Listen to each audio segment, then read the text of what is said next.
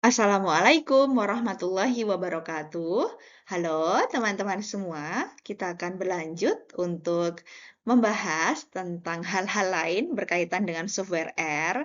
Nah, di sini hari ini teman-teman akan kita akan bersama-sama mencoba membahas tentang uji asumsi klasik dengan software R.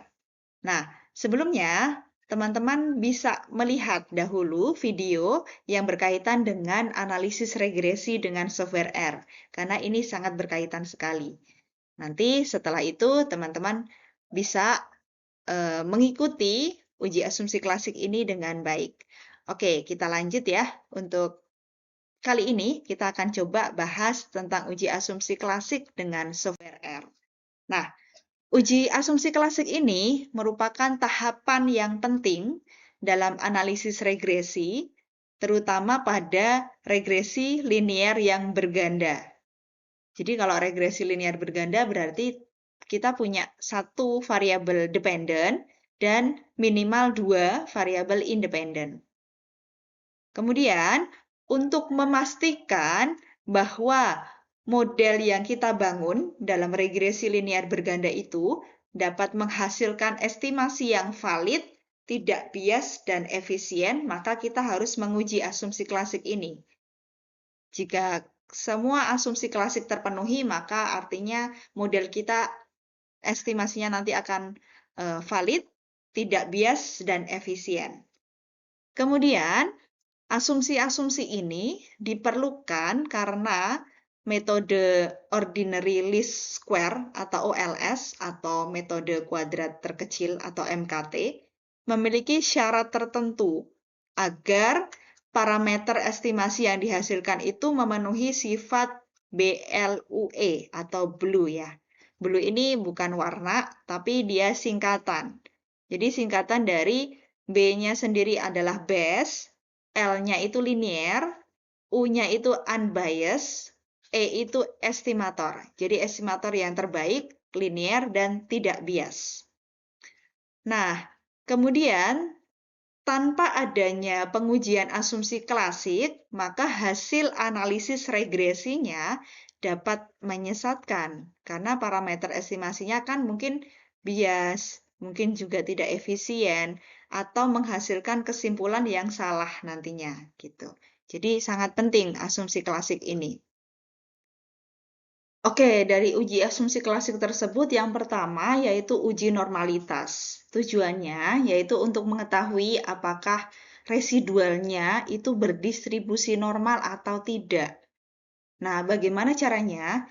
Bisa menggunakan uji Shapiro-Wilk atau bisa juga pakai plot QQ. Jadi bisa pakai dua cara. Kalau misalkan kita pakai yang pertama, uji Shapiro-Wilk, maka bisa dilihat dari nilai p-value-nya. Kalau p-value dia nilainya lebih besar dari alfa, alfanya 5%, jadi kalau p-value lebih besar dari 0,05, maka kesimpulannya adalah residual berdistribusi normal. Jadi artinya ya asumsi normalitasnya terpenuhi. Tapi sebaliknya, kalau nilai p-value-nya kurang dari sama dengan 0,05, berarti residualnya tidak berdistribusi normal. Jadi asumsi normalitasnya tidak terpenuhi gitu. Jadi p-value-nya harus lebih besar dari 0,05.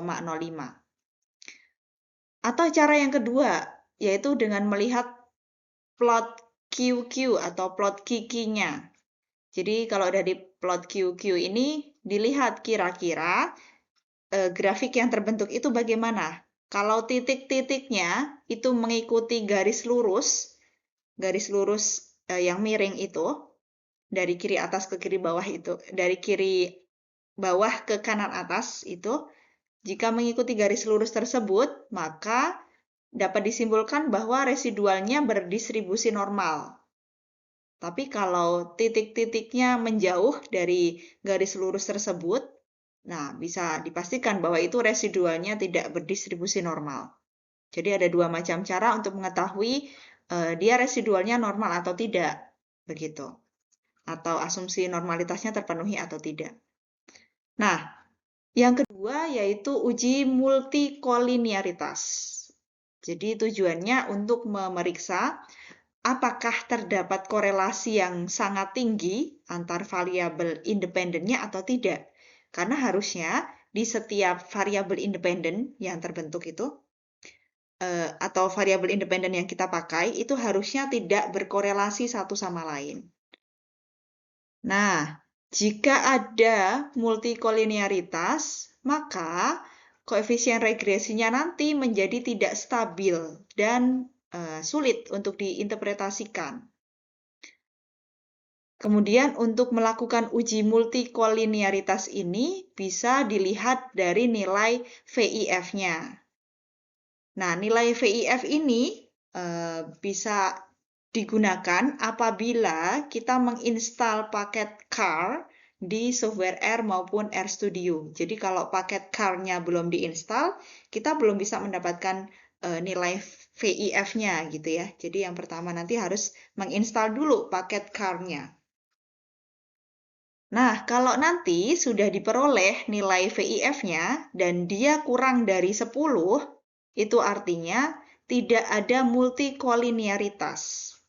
Jadi syaratnya nilai VIF harus kurang dari 10 supaya bisa dikatakan tidak ada multikolinearitas.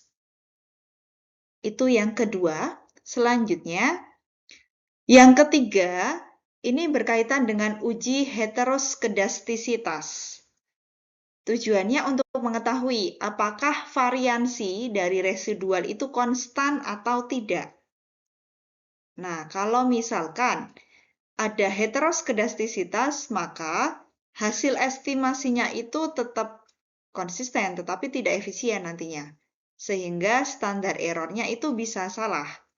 Dan uji T, kalau misalkan nanti ada uji T dan uji F, begitu ya, nilainya nanti bisa jadi tidak valid, begitu. Jadi, untuk bisa mengetahui kira-kira dia ada heteroskedastisitasnya atau tidak ya. Nah, untuk mengetahuinya bisa pakai uji Bruce-Pagan atau uji BP. Uji Bruce-Pagan ini dia bisa diketahui atau muncul nantinya apabila kita menginstal paket LM-Test ya di software R atau RStudio harus diinstal dulu paket LM-Test-nya. Nah, kalau misalkan nanti dari uji Bruce-Pagan atau uji BP ini nilai p-value-nya lebih besar dari alfa, yaitu 5% atau 0,05, maka artinya tidak ada heteroskedastisitas. Kemudian yang keempat, yaitu uji autokorelasi. Jadi ini asumsi yang terakhir, yaitu tentang uji autokorelasi. Tujuannya untuk memastikan bahwa residual itu tidak memiliki hubungan serial atau korelasi yang berurut, begitu ya. Nah, jika ada autokorelasi, maka koefisien regresinya itu bisa bias terhadap variabel independennya. Kemudian untuk mengetahui uji autokorelasinya itu, nanti kita bisa pakai uji Durbin-Watson ya. Jadi dari Durbin-Watson-nya kita lihat nilai p-value-nya bagaimana? Kalau misalkan dia nilai p-value yang dihasilkan lebih dari 0,05, maka artinya tidak ada autokorelasi atau residualnya ya acak begitu ya. Jadi tidak ada autokorelasi. Nah, ini nanti akan coba kita terapkan ya teman-teman di software R kita atau di RStudio kita dengan menggunakan data secara real maupun data yang coba kita simulasikan. Silahkan, mari kita coba buka atau terapkan di RStudio. Oke, kita lanjutkan dengan menerapkan di software RStudio kita. Nah, sebelumnya kita inputkan dulu datanya. Nah, di sini saya beri nama data. Kemudian saya buat data frame karena beberapa variabel saya jadikan satu. Variabel yang pertama yaitu iklan. Kemudian saya input secara manual datanya masing-masing. Untuk iklan ini jangan lupa karena kita input manual maka di sini ada tambahan C. Kemudian variabel yang kedua yaitu harga. Kemudian variabel selanjutnya yaitu penjualan. Nah, variabel penjualan ini variabel X-nya atau dependent dan variabel iklan serta harga dia variabel independennya. Jadi penjualan dipengaruhi oleh iklan dan harga. Nah, setelah itu coba kita running ya untuk untuk data ini. Selanjutnya, kita akan membuat modelnya dahulu. Jadi sebelum melakukan uji asumsi klasik, kita harus punya model regresinya dahulu. Dia berupa regresi linear berganda. Jadi terdiri dari minimal 2 variabel independen dan 1 variabel dependen. Oke, kita coba running dulu. Kita buat modelnya, model regresi linear bergandanya. Jangan lupa ada tambahan LM di sini untuk membuat model regresi. Kemudian yang pertama adalah penjualannya atau Y-nya. Lanjut dengan tanda seperti ini. Kemudian X-nya yang pertama apa? Ada tambahan plus, simbol plus. Lanjut X yang kedua apa? Kemudian data sama dengan, ini sudah sintaks yang standar di R ya, yang harus ada. Jadi datanya apa gitu. Nah, data kita tadi namanya adalah data. Maka di sini yang belakang saya tuliskan sesuai nama data saya tadi, yaitu data. Oke, coba kita running. Nah, ini hasil modelnya. Untuk mengetahui seperti apa, kita tuliskan summary. Kemudian nama model kita yaitu model 3. Kita running, coba. Nah, ini hasil modelnya, model regresinya. Oke, selanjutnya. Jadi ternyata dilihat di sini ya, koefisien iklan itu positif, berarti dia berbanding lurus dengan penjualan. Jadi kalau iklannya bertambah, penjualan juga bertambah. Kalau iklannya kurang, penjualan juga kurang. Sedangkan harga koefisiennya di sini negatif, maka dia berbanding terbalik. Jadi kalau harganya itu turun, maka penjualannya akan naik. Kalau harganya itu mahal, maka penjualannya bisa jadi turun. Nah, begitu. Selanjutnya, kalau sudah, kita akan mencari nilai residualnya ya. Jadi nilai residualnya coba kita cari dengan cara, saya kasih nama di sini residual underscore model. Jadi saya namai dengan ini. Nah, untuk mencari residual, maka sintak yang kita tuliskan adalah residuals. Ada S-nya ya. Residuals dalam kurung modelnya tadi, yaitu model 3. Model saya tadi model 3. Maka saya running. Kemudian untuk menampilkan hasil residualnya, maka saya running lagi ini. Residuals model. Saya running cuma namanya saja tadi ya. Residuals model, supaya saya tahu hasilnya seperti apa.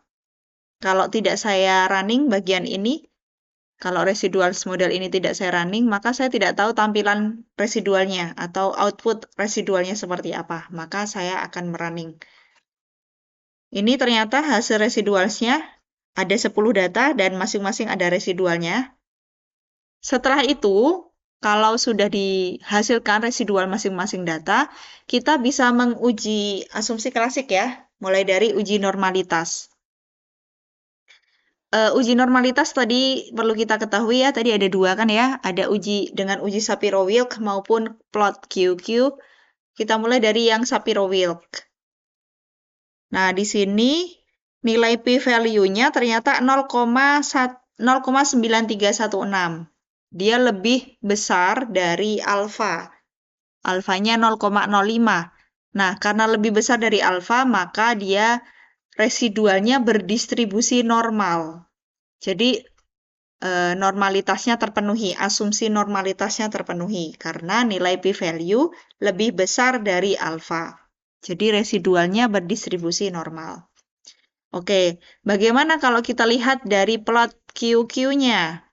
Coba ya, dengan cara menuliskan key norm, kemudian dalam kurung residualnya tadi apa? Residualnya tadi saya beri nama residuals model. Oke, saya running.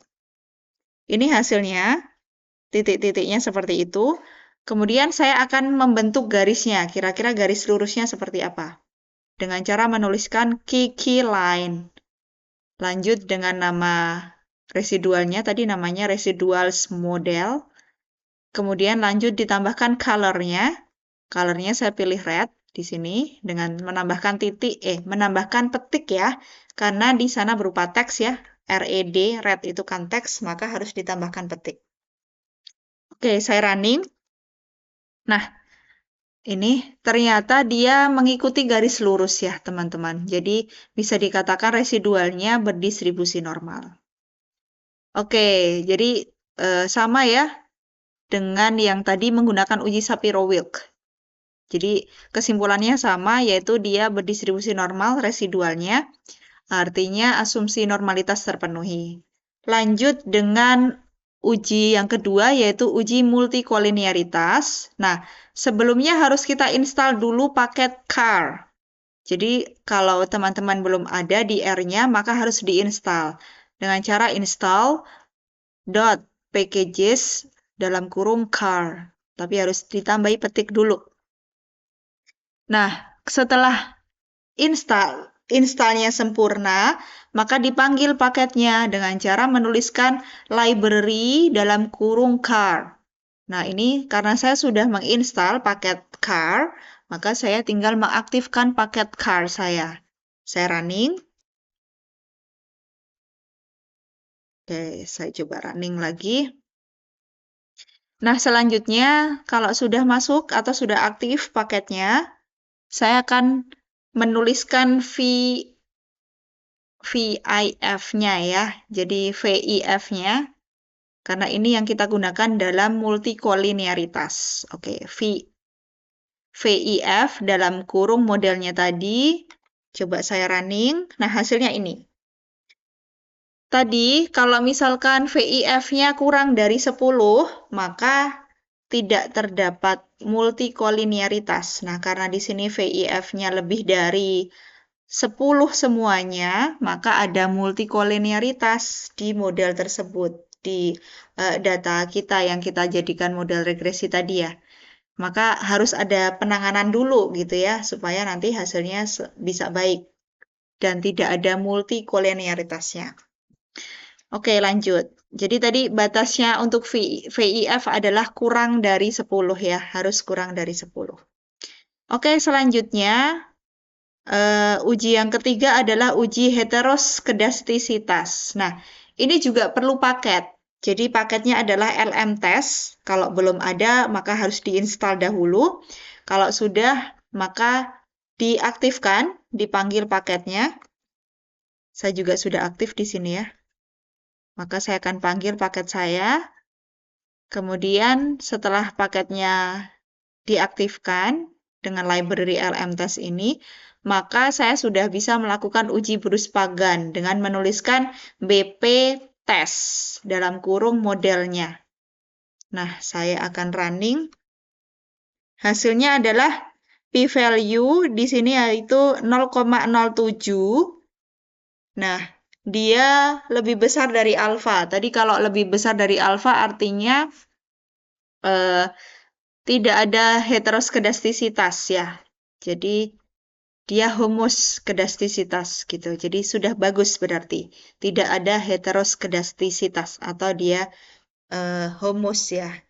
Dia variansnya konstan. Oke, ini yang uji yang ketiga Bruce-Pagan ya. Nah, bisa juga dilihat dari plotnya ya, teman-teman. Misalkan plotnya bisa dilihat kalau plotnya itu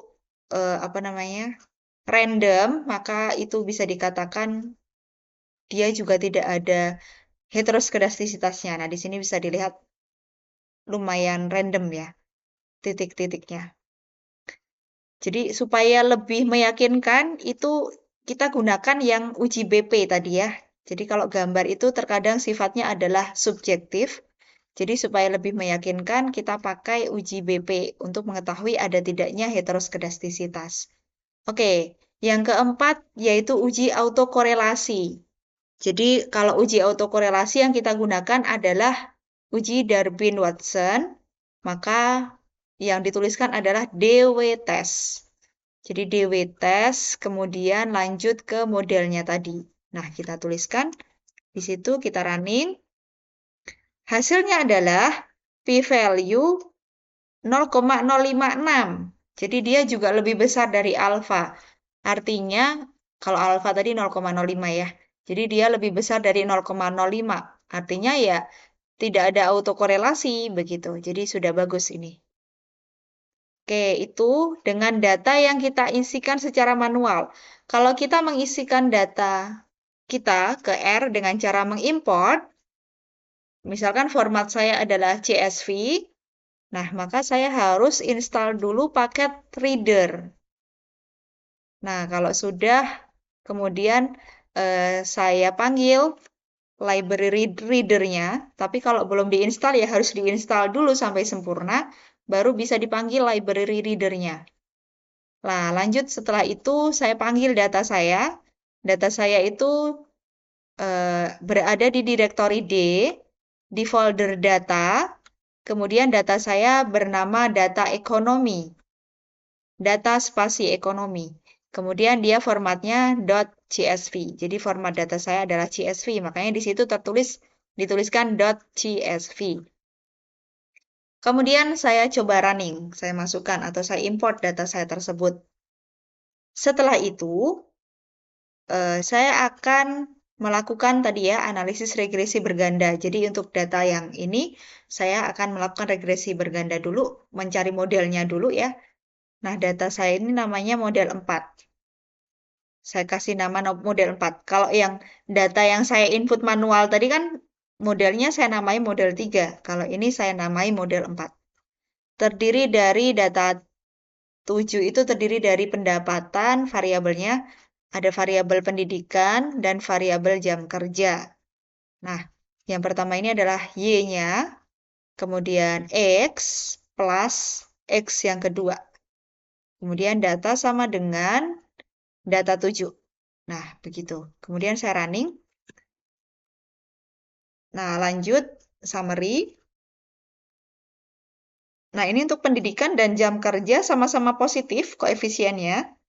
Berarti dia sama-sama berbanding lurus terhadap Y. Y-nya yaitu berupa pendapatan. Jadi pendidikan dan jam kerja berbanding lurus dengan pendapatannya. Semakin tinggi pendidikan maupun jam kerjanya, maka pendapatannya juga semakin tinggi. Oke, setelah model kita peroleh, lanjut kita mencari residualnya. Dengan cara, ya saya tuliskan dulu residualnya, saya beri nama residuals model. Kemudian dituliskan di sini sintaksnya yaitu residuals, ada S-nya. Kemudian model saya tadi adalah model 4. Nah, saya running. Terus saya ingin tahu tampilannya seperti apa residual saya, maka saya running bagian residuals model ini. Nah, ini hasilnya. Ada 50 data dan masing-masing diperoleh errornya atau residualnya dari 50 data tersebut. Oke, setelah itu saya uji normalitas dengan uji Shapiro-Wilk. Sama seperti tadi. Dan ternyata ini sama juga, dia lebih besar dari alpha p-value-nya. Berarti datanya itu, atau residualnya itu, dia berdistribusi normal. Jadi, uji normalitasnya terpenuhi. Kemudian dia bisa dilihat juga Kiki normnya. Nih ya, jadi dia juga mendekati garis miring. Kalau secara visual ya bisa dilihat, dia juga berarti residualnya berdistribusi normal. Kemudian lanjut ke uji multikolinearitas. Dengan cara tadi ya menginstal CAR dulu. Kalau tadi sudah diinstal, ya nggak perlu install lagi gitu. Karena berarti otomatis dia sudah ada di R kita. Tinggal kalau sudah dipanggil library-nya juga nggak perlu dipanggil lagi begitu ya. Jadi tinggal langsung VIF dari model 4 ya tadi ya. Terakhir saya adalah model 4. Maka saya running. Oke, ini ya. Dia kurang dari 10. Tadi kan kalau kurang dari 10 berarti tidak ada heteroskedastisitas. Nah, ini masing-masing variabel X itu kurang dari 10 nilai VIF-nya. Berarti semuanya juga tidak ada heteroskedastisitas. Mohon maaf, tidak ada multikolinearitas. Ini yang kedua ya. Jadi tidak ada multikolinearitas. Karena nilai VIF-nya kurang dari 10. Oke, lanjut dengan uji heteroskedastisitasnya dengan menggunakan paket LM test. Sama, kalau sudah diinstal, nggak perlu install ulang. Dan kalau sudah dipanggil tadi library-nya, tidak perlu memanggil ulang. Jadi sudah cukup sekali saja. Lanjut ke uji Bruce-Pagannya untuk uji heteroskedastisitasnya. Kita running. Nah, ini hasilnya p-value ternyata lebih besar dari 0,05, artinya tidak ada heteroskedastisitas. Begitu. Kalau dari plotnya bagaimana? Nah, dari plot juga terlihat jelas bahwa residualnya itu apa namanya? Residual versus fit-nya ini ya. Residual versus data aslinya itu ternyata kalau digambarkan titik-titiknya itu dia random, mencar gitu ya. Ya artinya tidak ada heteroskedastisitas begitu. Jadi kalau dia membentuk pola tertentu gitu misalkan pola melengkung berarti ada heteroskedastisitas. Tapi kalau dia random titik-titik residual versus fit tadi, maka itu artinya tidak ada heteroskedastisitas gitu. Sama ya, berarti sesuai ya tadi ya, tidak ada heteroskedastisitas. Oke, selanjutnya eh, kita lihat dari uji autokorelasinya ya. Dari uji autokorelasi langsung di DW test dari model 4 kita, hasilnya adalah p-value-nya 0,7733. Berarti dia lebih besar dari alfa. Berarti dia eh, tidak ada autokorelasi juga begitu kesimpulannya. Nah, berarti data ini sudah bagus. Modelnya sudah bagus untuk digunakan begitu.